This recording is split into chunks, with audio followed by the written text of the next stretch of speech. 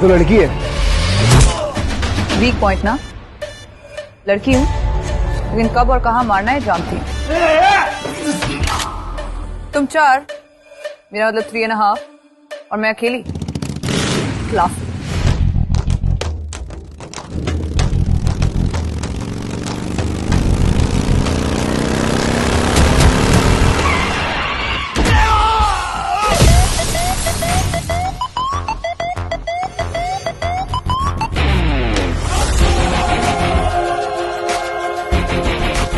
फिर से late. Entry late हुई तो क्या, सॉलिड होनी चाहिए।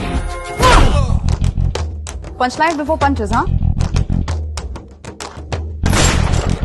अगर तुम्हारे पास गन थी तो मेरा पंच क्यों वेस्ट किया? मैं गन और दिल जरूरत पड़ने पे इस्तेमाल करता हूँ।